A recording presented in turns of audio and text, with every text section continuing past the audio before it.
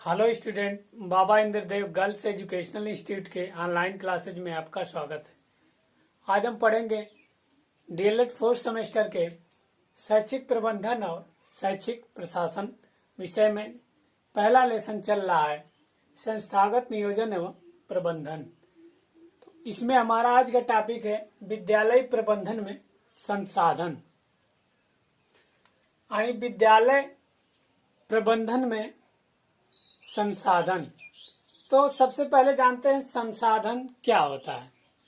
देखिए, संसाधन यानी जिस साधन के द्वारा हम अपनी आवश्यकताओं की पूर्ति करते हैं। ये समझ लीजिए कि अगर हमें कहीं जाना है, हम किसी संसाधन अर्थात हम किसी वाहन से दूसरे स्थान तक चले गए, वो भी हमारा संसाधन होता है। या हमें कुछ प्राप्त करना है तो हम किताब का सहारा लेते हैं, वो भी हमारा एक संसाधन हो जाएगा।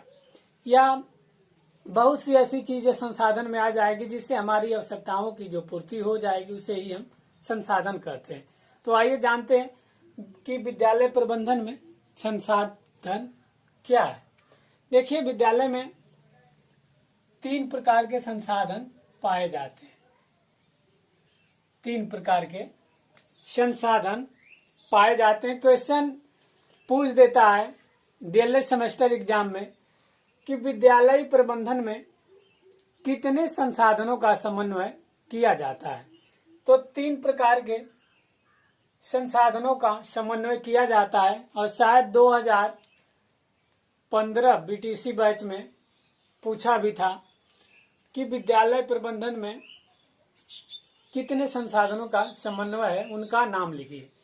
तो 3 प्रकार के संसाधनों का समन्वय है। जैसा पहला है भौतिक संसाधन, दूसरा है मानवीय संसाधन और तीसरा वित्तीय संसाधन। तो भौतिक संसाधन में देखिए क्या क्या है। हम यहाँ पे एक एक के बारे में बता देंगे, क्योंकि पूछ देता है कि विद्यालय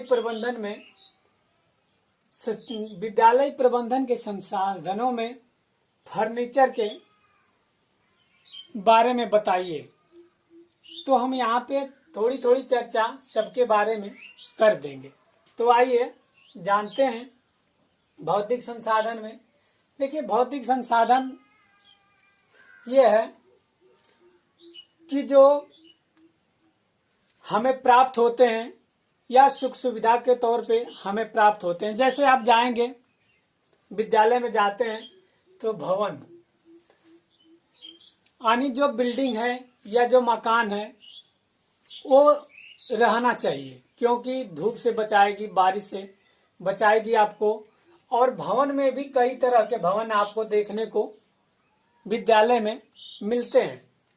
प्रधानाध्यापक का कक्ष अलग रहेगा, कक्षा कक्ष अलग रहेगा, और भी जो भवन है, लाइब्रेरी आपकी अलग रहेगी, जो पुस्तकालय है वो अलग रहेगा।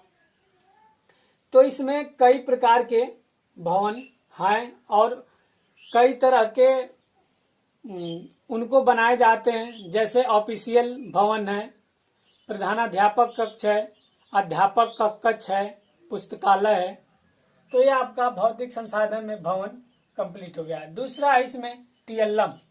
टीएलएम का पूरा नाम होता है टीचर लर्निंग मटेरियल।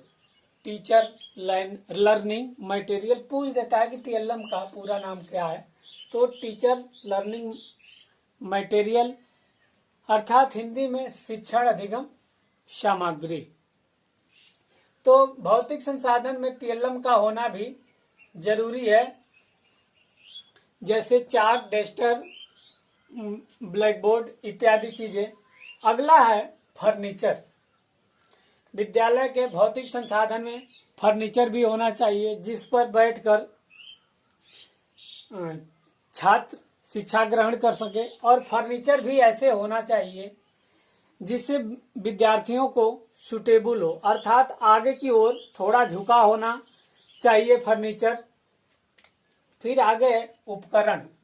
उपकरण में विभिन्न प्रकार के उपकरण होने चाहिए, जैसे विज्ञान किट और मानचित्र, चार्ट, ग्लोब, ये सब होने चाहिए। साज सज्जा भी होनी चाहिए विद्यालय में, जैसे किसी महापुरुषों की तस्वीरें होनी चाहिए और विद्यालय के दीवारों पे सुंदर अच्छे वाक्य लिखे होने चाहिए, जिससे शिक्षार्थी प्रेरित हों। और पेयजल, विद्यालय प्रबंधन में पेयजल होने चाहिए, स्वच्छ पेयजल की आवश्यकता भी होनी चाहिए। उसके बाद शौचालय होनी चाहिए, और शौचालय में कई प्रकार के शौचालय होने चाहिए, जैसे बालिकाओं के लिए अलग शौचालय और अध्यापकों के लिए अलग शौचालय, बच्चों के लिए अलग शौचालय की व्यवस्था होनी चाहिए। खेल के मैदान भी उपलब्ध होने चाहिए, बच्चों को खेल खिलाना भी चाहिए। तो जब खेल के मैदान रहेंगे तभी हम बच्चों को खेल भी खिलाएंगे। दूसरा संसाधन है इसमें मानवीय संसाधन। तो मानवीय संसाधन में आइए जानते हैं शिक्षक, बच्चे और समुदाय।